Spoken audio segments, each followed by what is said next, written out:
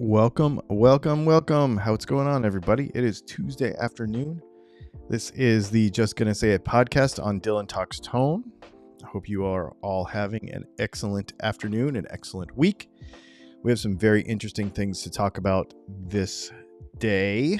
You may notice that the lighting is all different here for those of you that are watching on YouTube's, because daylight savings time changed everything about my office on a random Tuesday afternoon. So that's why it's different. That's why the lighting's all different. I've got weird glare on my glasses. I'll try to get that all fixed. Anyway, couple things. This is going to be available on all of the major podcast platforms in an audio form. And also it will be available sometime tomorrow, ad-free on Patreon. If you are ad adverse, you can check it out over there. So just keep that in mind. The way we do this is I try to answer as many questions as I can that come up in the conversation, but we usually have some sort of topic, and you saw the thumbnail. We're going to talk about Paul Reed Smith again, and this is an interesting conversation to have. So we'll chat about it. We're going to chat about sustain and an electric guitar. I think it's an interesting subject that people feel very differently about, depending on who they are and how they play, and also feel differently. Well, it's kind of a misunderstood thing. So we'll chat about it. I don't think there's any really right or wrong. Well, there are a couple of right or wrongs about it, but then everything else after that, I think, doesn't matter. So, but let's get right into it. So we might as well, right? One other thing, housekeeping wise, you can ask questions. I'll try to find them. I will also drop what I'm doing for super chats because I can see them on my screen. Also, there are a bunch of links in the description: StewMac, Sweetwater, Runway Audio, and of course Dylan Talks Tone for all your guitar pickup needs. Since we don't really have sponsors, those little links and sharing this video are the way you support the channel. So I appreciate that very much. So you may have seen this article in Guitar World magazine this week. I posted it on my Facebook page. I posted it all over the place because I thought it was hilarious. Paul Reed Smith explains exactly what makes a great electric guitar, including the exact amount of time it should sustain, which is an interesting... I'm a guy who likes to put a mathematical equation or some sort of measurement on everything, right? Like, some stuff you can't, but I try, so I have done these experiments too. And so this is very interesting. A great electric guitar, this is quoting Paul Reed Smith now, quote, "A great electric guitar is harmonically rich and bright on the low strings, thick sounding on the high strings, and rings about 45 seconds, unquote. Quoting him again, a very poor electric guitar is bassy on the low strings, tinny on the high strings, and rings for about 16 seconds. No pickup is going to fix that, unquote. Okay, this is an interesting thing. So first of all, I would like to know, I shared this with Leslie, and she's like, 45 seconds is kind of excessively long, isn't it? And I'm like, yeah. She's like, I mean, how long do you need a note to last when you play a song? And I'm like, exactly. She's like, I would think 3 notes and that's a whole song. Like, that doesn't even seem practical. And I'm like, I agree. And that's kind of where I go with this. I did an experiment one time where I went and listened to a whole bunch of music and tried to find like the longest sustaining notes in any music that I could find, right? And it was like 7 seconds or something, maybe 9. It was like really, really not that long. And that's a long time. 1001, 1002, 1003, 1004, 1005, 1006, 1007, 2008, 1009. That's a ridiculous amount of time. So, I don't know anybody that plays like that. So it's an interesting thing. So 45 seconds. Now, Let's parse out what he says here a little bit, and we'll try to get some comments from you. So let me ask you. Oops, I'm sorry. Let me ask you. How long do you think a guitar should sustain? How long do you think? It's an interesting question. So a great electric guitar is harmonically rich and bright on the low strings. I agree. It shouldn't be muffly, right? It should be nice and tight, and it should be harmonically rich, like he says, and it should have, it shouldn't be muddy or anything like that. I get that. Thick sounding on the high strings. Yeah, you don't want it overly harsh. Even a Telecaster, like a good, some people might want overly harsh, like a Tele into an AC30, for example, can be kind of toppy and bright, right? But, even a good Telecaster can be a little, it still needs to not be like poke your ears. You know what I mean? Like, it needs to be reasonable. So I understand that reasoning. I do. I get what Paul Reed Smith says about that. And it should ring for about 45 seconds. I disagree. 45 seconds. So here's the thing. The very first thing I did when I read this is I went in here and I grabbed a PRS and I saw how long it would ring. And it wasn't no 45 seconds. So I don't really know what he's on about, because I've never had a PRS guitar in here that would ring for 45 seconds. So I'm not really sure what he's on about. Now,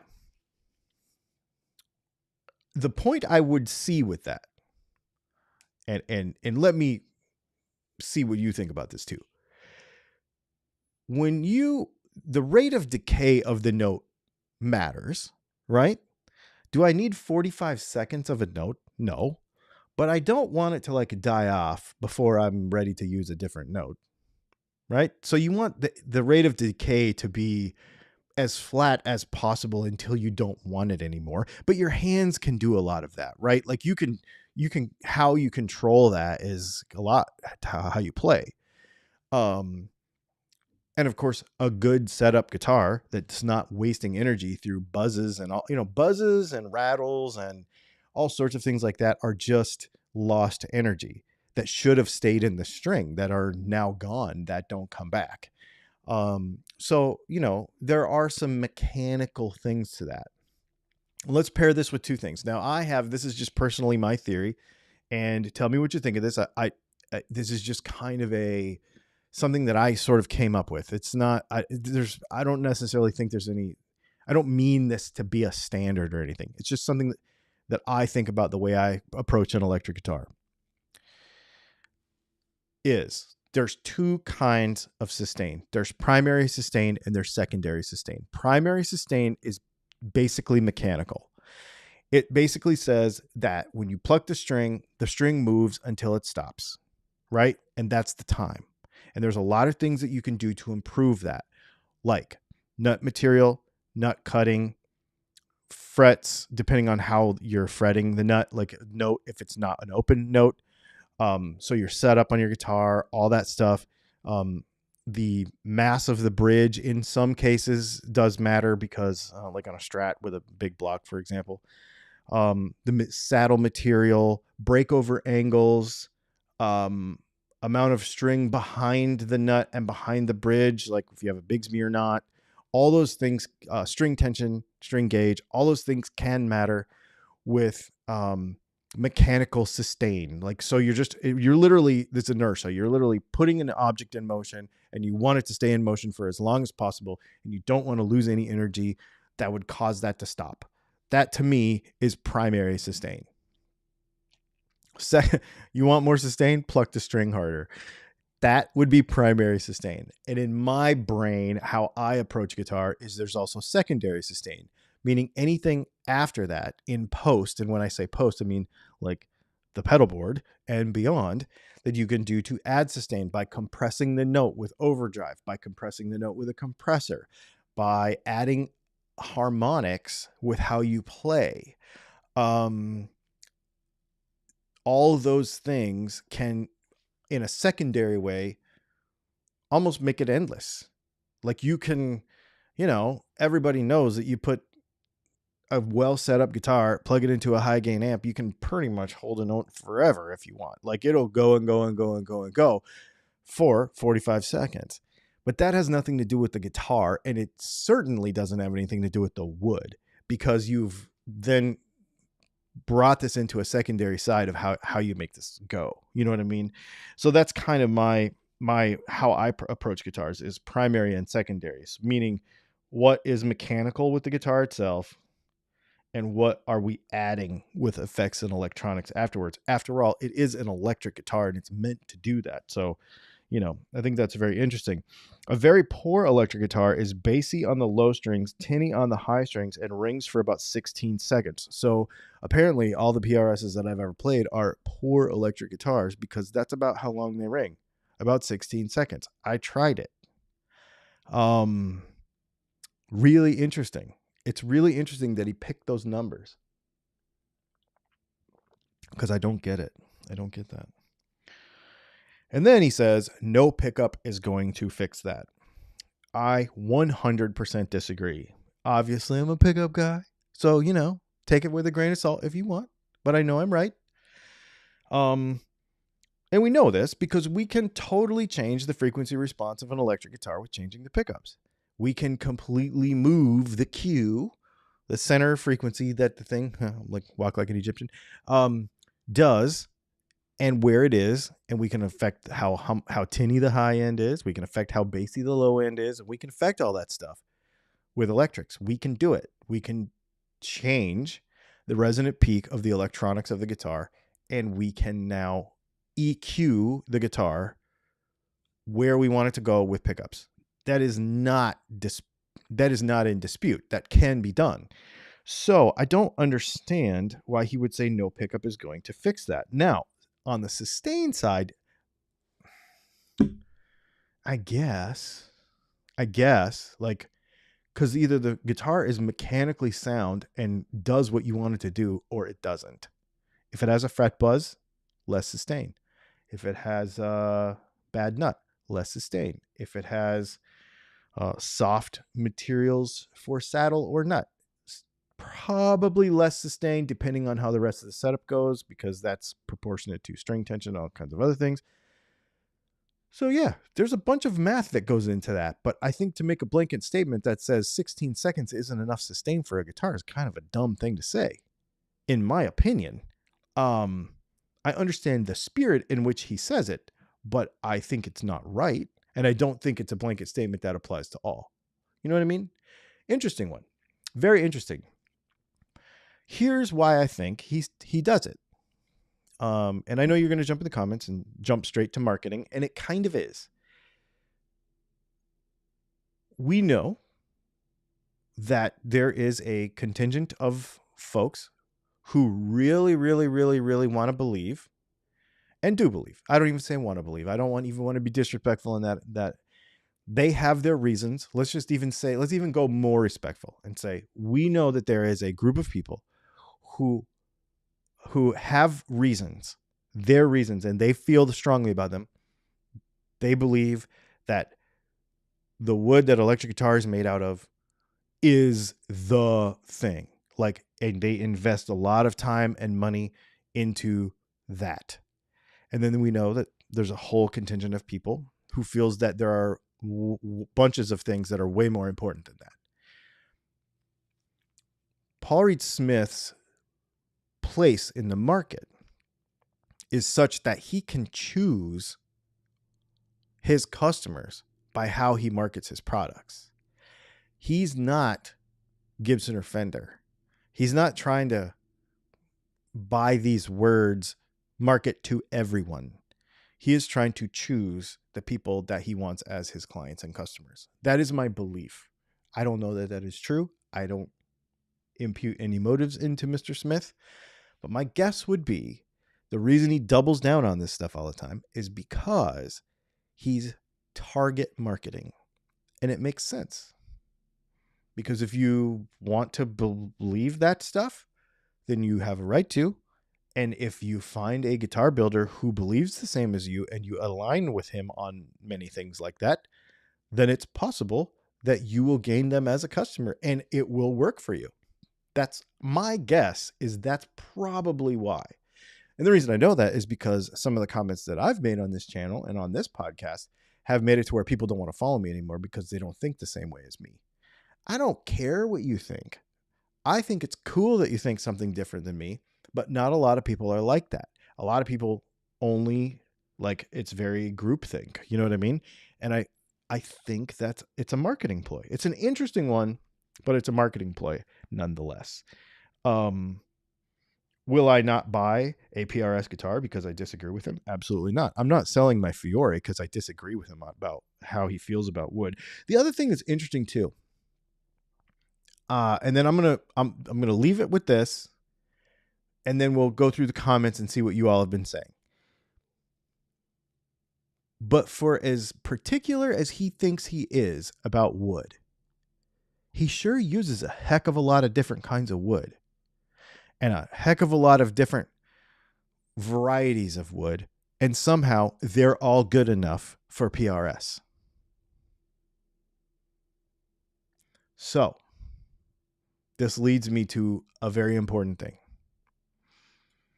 Could it be that it doesn't matter what a guitar is made out of, as long as it is made properly? And that the basics of the physics of how a guitar is made are paid attention to as the guitar is designed and built. The design and the execution of a guitar made of a particular material can change. Carbon fiber, wood, Richlite, softwood, hardwood, that sort of stuff. So your design ethos has to change depending on what you're doing. But if that is properly executed, then you can apply that to any variety of materials as long as it's done properly. And that, to me, is what PRS has been able to do. Because if he cared so much about the exact species of wood and where it all comes from, then he would say, this is the best wood and this is all I'm going to use. But he doesn't. He uses all kinds of stuff. So I think it's more about, and we know he's good at this, and this is why I love Paul Reed Smith's guitars. Now, I never cared for him before, but I've found the value in them.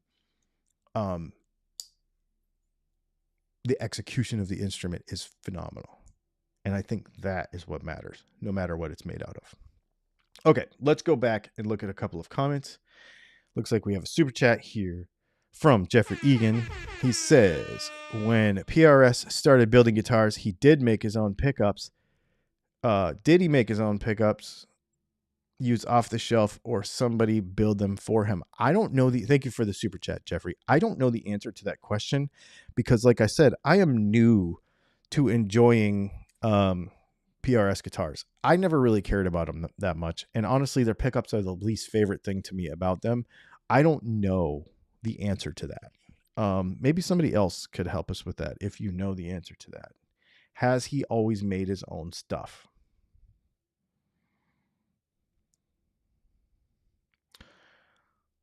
So you're saying that what you're saying is that Paul Reed Smith is selling premium snake oil tone woods to people who also pay too much for essential oils and align their chakras.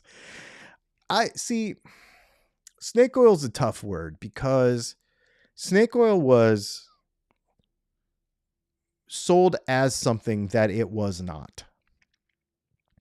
He's not lying to people. He's not lying to people.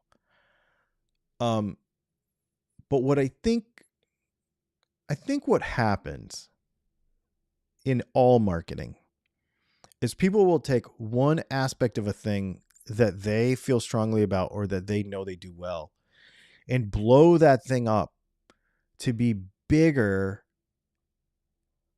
than it actually is important to the actual product. But it's their thing. So it's the thing that they talk about the most. Does that make sense? Yeah.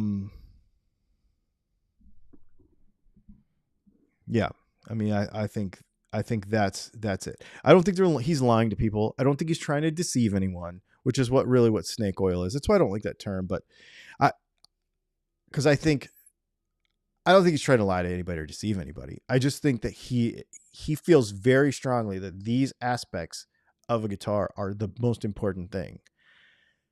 And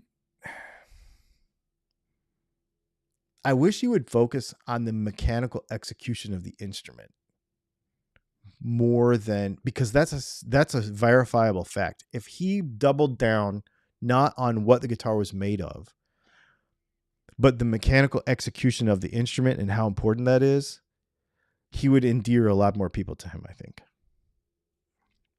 Although I do that and people don't like me. So, because what's interesting, so this gets into psychology of human beings. I'll tell you facts about this stuff and you'll unfollow me, or you'll argue with me in the comments, which I don't do anymore. I just I'm over that. Because people want to believe what they want to believe. So maybe he just knows that people want to believe that anyway. So he's just going to go ahead and take advantage of it. A good salesperson and a good marketing person understands human beings. And he understands how to place his product in a human being's hand. That's all it is. And if he's figured out a way to do that by doubling down on this Tonewood stuff, then maybe that's it. Maybe he's okay. And Martian Murray says he can't please everyone, but he has such a small piece of the market that if he doubled that small piece of the market, he's doubling his business. So, and he still could, really interesting.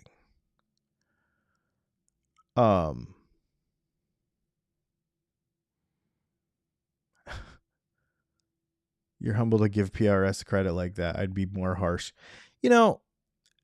Maybe somebody would be more harsh. I don't see a reason for it. The stuff is great. His stuff is great. And I keep going back to this. There is no bad gear right now. From a reputable major manufacturer, there really is no bad gear right now. Is there a bad guitar here and there? Yes. But on the whole, the stuff is so good that I don't think anyone really needs to be discredited. That's not what it's about. I personally wouldn't market that way, but that doesn't mean that, there's no difference. Is there a difference? Let me ask. I don't even want to say a statement. Is there a difference between that and, I don't know, those chicken sandwich commercials that are like, oh, yum, this is amazing. I don't eat chicken sandwiches. It doesn't apply to me. I don't think you should eat chicken. That's just my personal opinion. But, well, I'm not saying you shouldn't. I don't want to eat chicken. But the next person who's like, oh, that looks great, I'm going to go buy one. Are they being snake oiled into what they're eating? No, it's just a different person for a different thing. I mean, different strokes for different folks.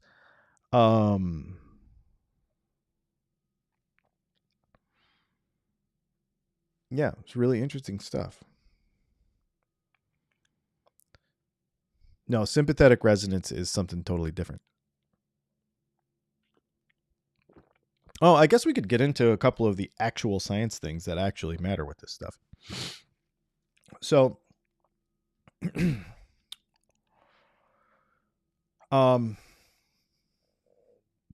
sympathetic vibration is what a guitar does when you strum the string and you feel it in your lap. Resonance is when you take one, finding the resonant frequency of something is when you have one object in motion and you move it at the same frequency as the resonant frequency of another object and that begins to be in motion at the same rate, and you find the same resonant frequency. For example, when you are in a guitar store and you strum an E chord and all the other guitars on the wall start to because the low E strings are doing the same thing that you're doing with your slamming your E chord on your Les Paul through your Marshall super loud in that store, that air is moving at the same frequency. So it causes the other E's in the store to do the same thing that your E on your guitar is doing. That is resonance. That is not sympathetic vibration. Sympathetic vibration is anything that you cause a vibration and it's felt somewhere else. Subwoofer in your car, for example. Resonance in a guitar isn't really a thing. It's sympathetic vibration. So that's, yeah.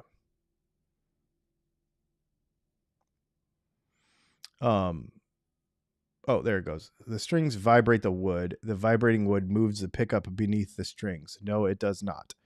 The strings move through the field, but the field also moves around the string.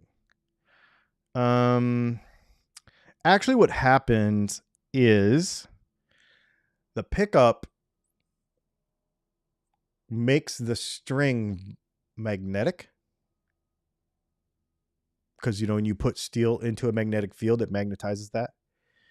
And the field moves, and that moves the field and causes an electronic impulse, basically. The strings move through the field, but the field also moves around the string.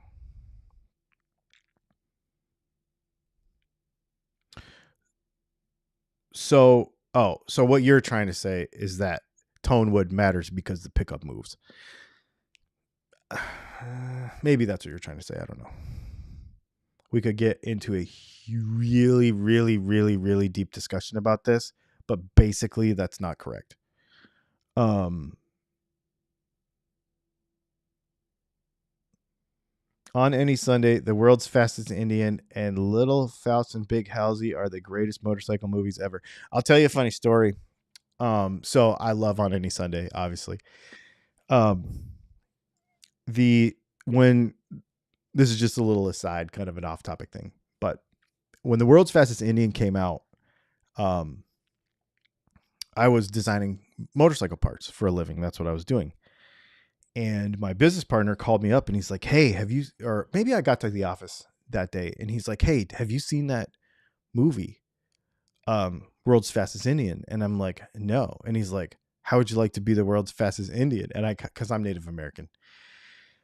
Super funny. I was like, I mean, I don't know. Let me watch the movie. So I went home that night and I watched the movie and came back to the office and he goes, what do you think? Should we, because we did dirt bike parts. He said, should we design a dirt bike? I found a class that we can compete in at the Speed Weeks in Bonneville Salt Flats in Utah. And I found a class that we could put a dirt bike in and we could have the world's fastest dirt bike. But we have to go 119 miles an hour in this particular class, and we would have the world record, and it would be the world's fastest dirt bike.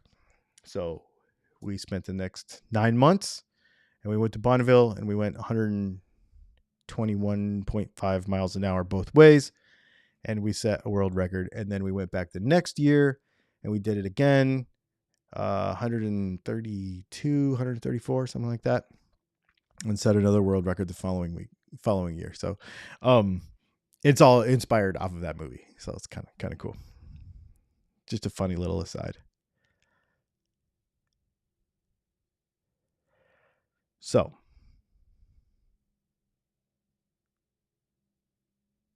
anyway, and I think the biggest lesson from all of this stuff is who cares? Honestly, who cares? I think I'm going to say this. Even if you feel like tone wood matters, it doesn't. You know why? Because it doesn't make you better. It doesn't make you sound better. It doesn't make you sound worse. It doesn't actually, what your guitar is made of does not actually impact your ability to create amazing music, because amazing music has been created on all the tone woods available and on all the materials that aren't tone woods that are available. And material sciences is constantly progressing. This is 2023. So there have been amazing pieces of music and guitar pieces and all kinds of stuff made on all kinds of materials. So it doesn't matter. What does matter is if you spend so much time screwing around with this stuff that you don't get good at that stuff. That's why, for the most part, I've kind of stopped making those kinds of videos, because it's literally like, you know, and you could go through it. I'd see people talking about bolt-on necks and this and that. And here's the thing. There's no reason to compare it. My line of thought with all this has always been, you know, because it's like, well, why don't you compare this to this and see if they're exactly the same? Or like, yeah, but if you don't use this particular material, this guitar is not going to sound exactly like that material. And I'm like, okay, well, first of all, I already have that guitar. Why do I want this guitar to sound exactly like this guitar? Why do I want two that do exactly the same thing? Number one. And number two, why can't I just let them be different? I don't go into anything being like, on a new guitar. So I do not, for example, I've got that Epiphone White Limba Flying Explorer right there that just came out. I just got that. And immediately everybody's like, that's not going to be as good as a Gibson. Is it as good as a Gibson? It's got all pickup Gibson stuff in it. I don't care, because they're not the same. They're not meant to be the same. They're marketed differently. They are for different people. The Gibson one is made for a certain person. The Epiphone one is made for a certain person. So there is no point in comparing them. That's like saying, look,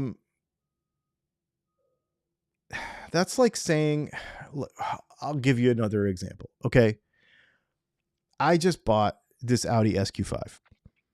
And if you go in the forums, which I made the mistake of doing the first couple of days of having this car, everybody's like, should I get an Audi S4 or should I get an Audi SQ5? I'm like, well, one's an SUV and one's a four-door. So why are you even making that comparison? The reason is because the motor, the transmission, and a bunch of the running gear is the same, and they're kind of sort of the same size inside. But it's apples and oranges. Why are you comparing this? Like, I don't understand why you would compare that. Why would you compare, you know, I don't know, any two things that are not supposed to be the same? It doesn't make sense. It doesn't make sense to me anyway. I just think it's a dumb way to waste time. But I think maybe to give everyone who's into this stuff on that level the benefit of the doubt, it's because you want to know. I think it's just partially, it's just like, we're just curious. Like, okay, if I built this guitar, could I make it sound exactly like that guitar? Well, the answer is no, but I really want to try. You know what I mean? And there's certain things that are really important consistency wise. You know, if we make 30 sets of pickups and send them to one place, they've got to be consistent. Otherwise we can't, you know, that's not good. You know, interesting stuff. Buy a sustain pedal. Exactly. Justifying purchase. You know what's funny about comparing stuff and justifying purchases is that's what we talked about last week on this podcast, was putting a monetary value on something that shouldn't have a monetary value. Whether you can afford it or not, or you're willing to spend the money on it, that's a totally different story, because that gets into your own personal psychology. But saying that, this Les Paul is not worth it, or whatever, it's not worth it to you. That doesn't mean that it's not worth what it costs. It's just not worth it to you. And you're right. Maybe it is people just justifying their purchases. I personally don't put monetary value on that stuff.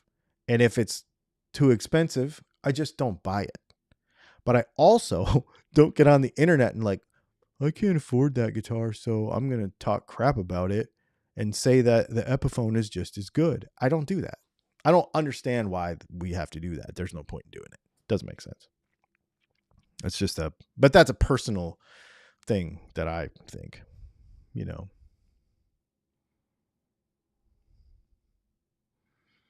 Patrick Hardy and Tim Ziegler are both waiting for pick guards. Yeah, they're right here. We've got stuff and we're making stuff. Expensive or cheap needs justification in social circles. Yeah, I think that's probably more it. I think 99% of the things that we worry about when it comes to that stuff is how others are going to view it, and less about how much we personally enjoy it. And that might be the thing that needs to switch, right? Like if we spent more time worried about how much am I personally going to enjoy this guitar over what is somebody going to think of me when I post it on Facebook or in a Facebook group or play with my buddies. That is why people check peg heads. The guy, I made a post about this, and I literally made a joke about it on TikTok and on Instagram and stuff. The person who says, I don't care about guitar brands, whatever, you hand them the guitar, the first thing they do is they look at the peg head.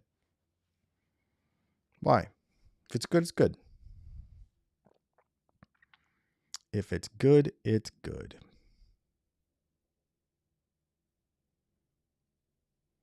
Yep.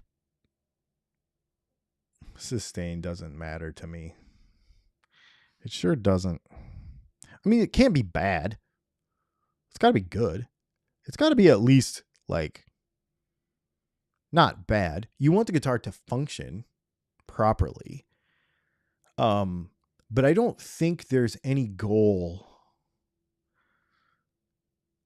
There's always I feel like I don't know. Like right now in the auto, because I'm a car freak, okay? So I look at this constantly. But in the car world right now, like the electric vehicles is this race to zero for 0 to 60 time, right? Like the Plaid does it in 1.9 seconds, some ridiculous time. And so they've got these other cars, Kias and all this other stuff that are in more realistic times, but there's like this race to 0 to 60. Well, the thing is, you can't drive like that. It's not useful. So I think mine does it in 4.5, but I can't drive like that all the time. It makes you sick to drive like that all the time. So with the guitar thing, is there actually a race to see who has the most sustain on their guitar? Like, bro, mine totally sustains for 47 seconds. Why? There's no point in that. It doesn't matter because it's not practical. It's not practical in normal music. And leads me back to the beginning of this conversation. What is the longest time that you personally hold a note? I bet it's 4 seconds. Maybe 6.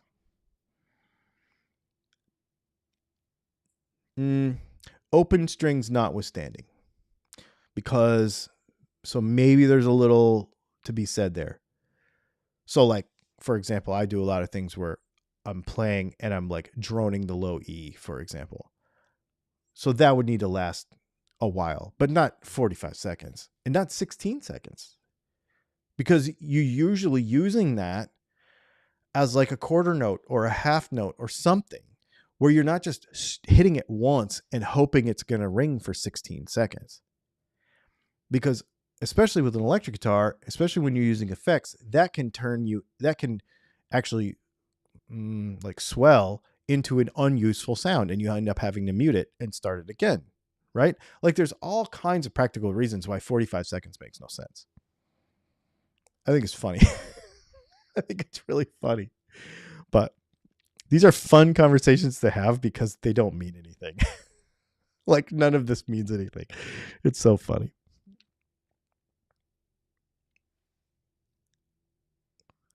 Long notes at the end of songs are a thing. Okay, Gary Simmons, point taken. Point taken. Now, I would return that to you and say, are long notes at the ends of songs with no effects added a thing? No tube compression, no boost compression, no compression, no overdrive compression, or no driven amp compression. Is that a thing? And how often? And how long? Secondary sustain. Remember we talked about that stage 2 of sustain. That's what I call it. I mean, it doesn't need to catch on or anything. I'm just saying primary mechanical sustain in the guitar, secondary sustain that you add with effects afterwards. So I do see your point that you're right. But are we doing that with nothing but the guitar? Probably not. And reverb and delay and all those things, because think about that. Swells and shimmer and all of the reverb, like all of those types of reverb to create a longer note has nothing, not nothing, has something, I suppose, to do. But you don't need a 45-second or even a 16-second sustain to do what I think you might be talking about. And I could be misreading you, so I don't want to speak for you, but you understand what I'm saying. There's lots of ways to get that.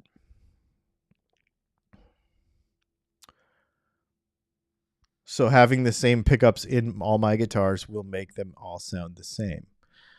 No, probably not. I mean, probably not. Probably different scale lengths, all kinds of different stuff. You know?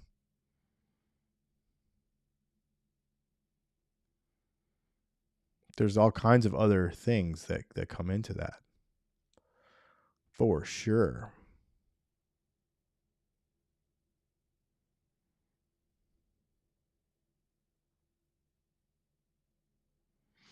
Yep.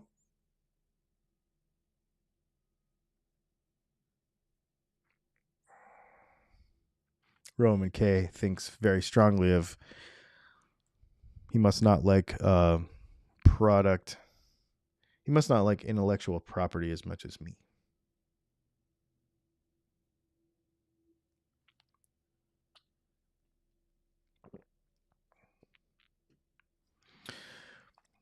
All that. You could get a loaf of bread to have infinite sustain if the amp is loud enough. That's true too. I've always wanted to do a video on, and we might do one of these podcasts on it because it's more fun to discuss this with. So it's funny. Some of this content that I want to make into videos is just more fun to talk to you about. So doing it like this is more fun. And one of the ones that I've wanted to do, so don't like ruin it today, but one of the things I've been thinking about, so get this in the back of your mind, and maybe we'll talk about this soon, is all of the good music that's been made on crappy gear. There's been a lot of music, really good music made on crappy gear, which I think is really what we would consider,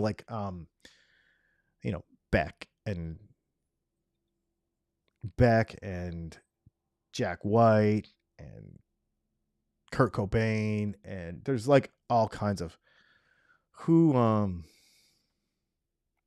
kinds of people that play Squires, and not even Squires, because I don't think Squires are crappy gear.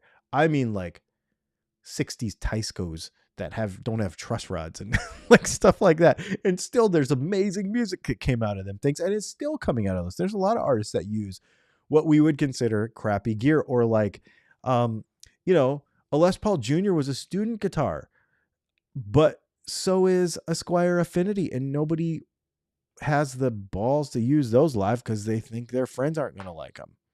But Les Paul Juniors are somehow cool, but they were student guitars too. Right? So it's kind of funny.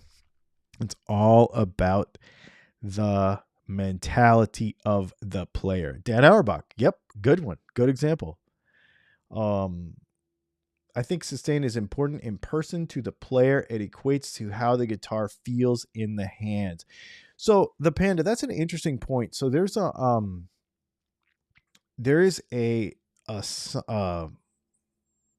I need to talk to somebody about this. I probably shouldn't even talk about this until I know for sure. Well, I do know, but I'd like to have somebody else talk about it with me so that I don't get it wrong. But there's something about, and I've done a bunch of research about this in the past as to why people think tone wood matters so much. And basically what it is that your ear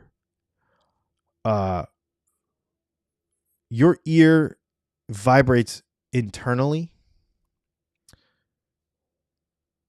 and makes you hear something differently than if you hear it when it's not vibrating.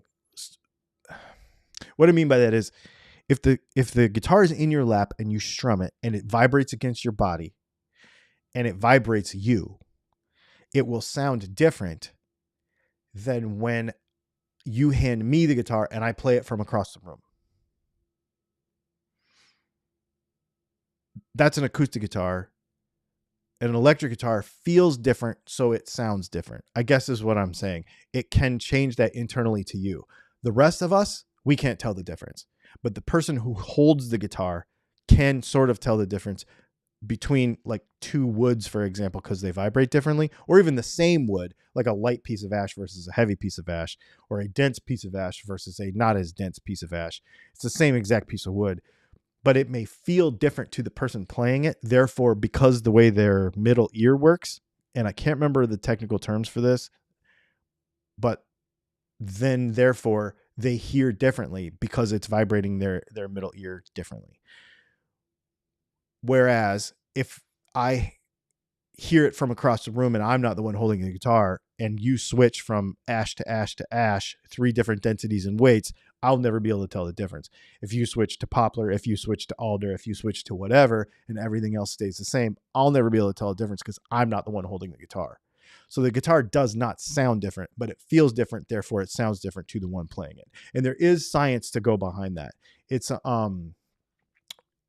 there's a huge study that they did with mice and how they feel vibrations, because they feel vibrations differently than we do, but it was like a proof of concept thing, how they feel vibrations with their feet. So they could tell what something was from a distance with their feet. There's this whole thing. Anyway, it's a whole experiment. I read about it, and it basically says that if you're the one that's holding the guitar, if we were applied to this, if you're the one holding the guitar, then you might be able to feel something different. Therefore, it sort of sounds different, but it doesn't actually sound different in the real world, which is really interesting. And it would make a lot of sense as to why people would be so passionate about this, because they would literally be playing the guitar and be like, no, dude, for real, I can tell a difference, but I can't standing across the room. So I would argue with you. You know what I mean? Like, it's an interesting perspective to have on it, that both things could actually be true, but for different reasons. You know? Yeah. I think it's cool. I think it's cool to think about this stuff in a, I don't know. It's possible to have these conversations constructively. And I think it's so interesting because not only does it teach you about people, but it does make you think deeper about it and like go beyond the face of the argument about all this stuff that, you know, a clickbaity title like 45 seconds worth of sustain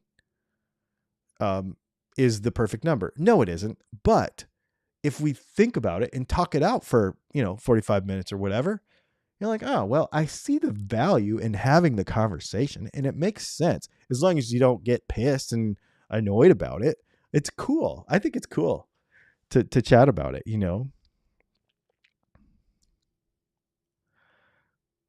I think it's really neat.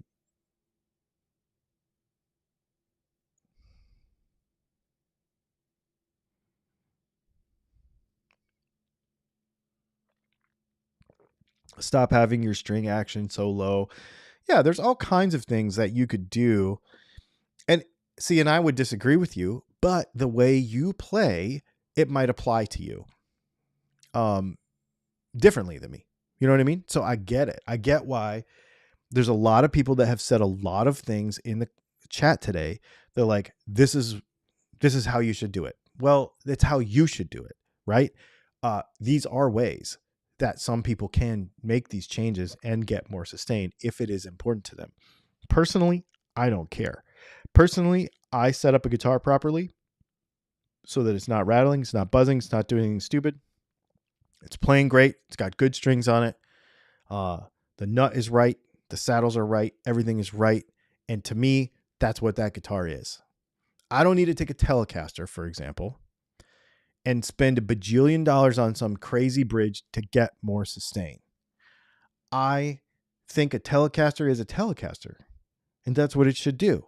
Now, if you want to do crazy stuff, throw humbuckers in it, do whatever else you want, yeah, cool. But why are we making it something that's not? If you want a really good Strat, get a Silver Sky. I'm just kidding. Then get a really good Strat. If the guitar doesn't do what you want it to do, like, first of all, is that true? Or are you just reading something in a forum and they're telling you that you should have this thing? And I'm like, well, it's actually pretty good. The guitar's pretty good the way it is. I mean, I'll tell you a lot of times, even in our videos, when I have pickups to sell you, because I want you to buy pickups from me, it kind of doesn't need it. This guitar doesn't need it. This Explorer doesn't need new pickups. It's getting new pickups because that's what I do for fun. But it doesn't need them. They're good. They're really good. The electronics in that guitar, fantastic. CTS pots, Mallory cap, really nice stuff. I think that guitar needs nothing. It needs got a couple of sharp frets and there's one high fret. And we will talk about that in a video coming up. But the guitar is really good. So it doesn't need mods. But what fun is that? So we're going to do stuff to it probably. Because that's what we do. But I'll tell you, the thing doesn't need anything. Don't waste your money on stuff that you don't need. And I think a lot of times, remember this too. This is another thing from my dirt bike days, okay? This is my 90-10-5 rule. And I made this up. Again, not trying to get it to catch on or anything. But it applies to pretty much all hobbies. 90% of the money is to get the last 10% of the performance out of something that only 5% of people are ever going to appreciate. So remember that before you spend money on your guitar. Except for at Dylan Talks Tone when you buy pickups, because that's just fun. But don't do it. Only do things where you're like, this is falling short of my expectations. And I really want to, or I just want to try something for fun. But don't chase a spec. Don't spec chase with a guitar. I wouldn't do that. And don't actually tone chase with a guitar. This sounds stupid to say, but don't tone chase with a guitar. I have particular guitar and I want it to sound like X or Y.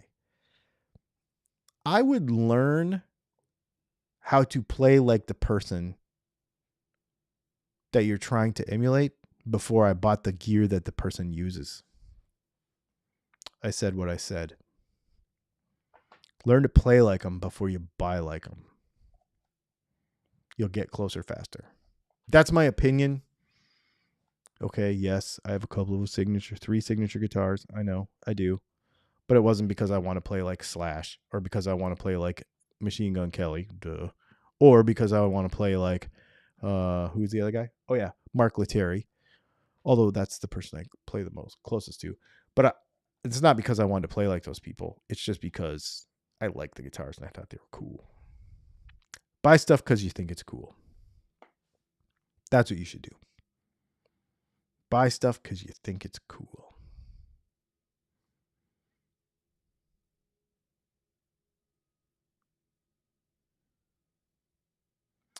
Apologies if I sound like a cheapskate or for asking, but do you ever have sales or deals on pickups? We have a standing discount for Patreon and YouTube members. If you are a Patreon member or a YouTube member, you get 10% off. Now, that sounds like a gimmick, but it kind of is, I guess. But it's $5 a month. And I don't care if you go over there and sign up for a couple months and then quit. But 10% of a set of pickups could be like $25 or $30. So think about that.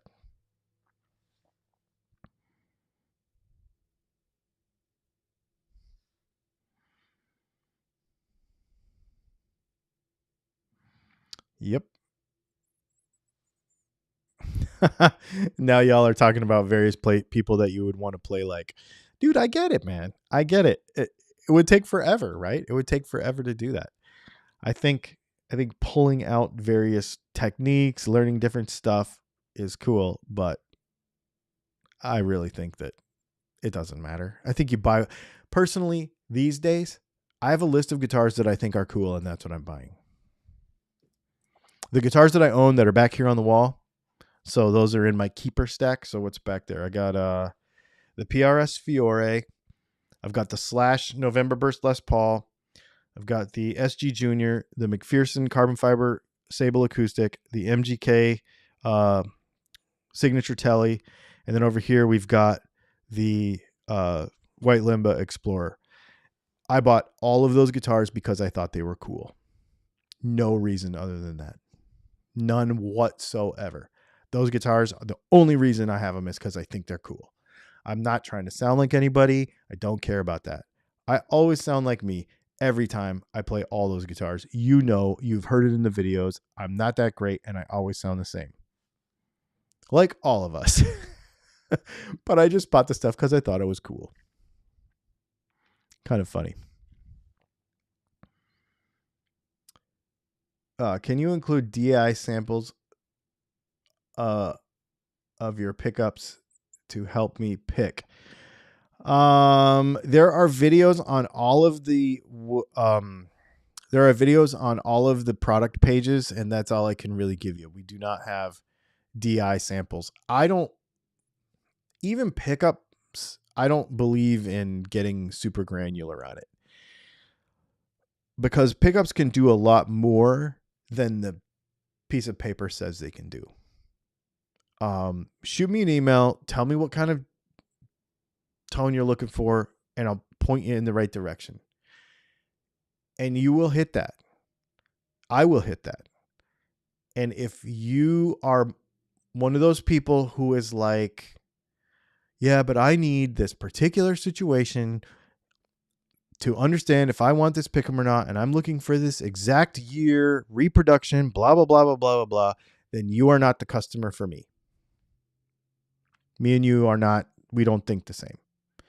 If you want something really good, and I tell you what it does, and it will do what I tell you it does, it will do what I tell you it does.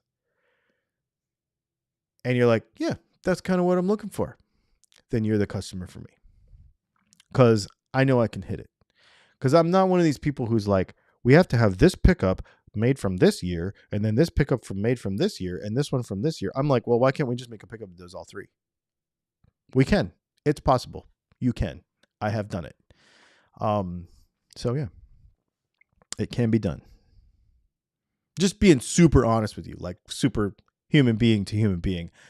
You know, I understand that there are pickups out there from other manufacturers that they do things differently than me, and you might be looking for what they're doing and not what I'm doing. And I am totally okay with that. Not offended by it at all. 32 flavors. We all have different flavors.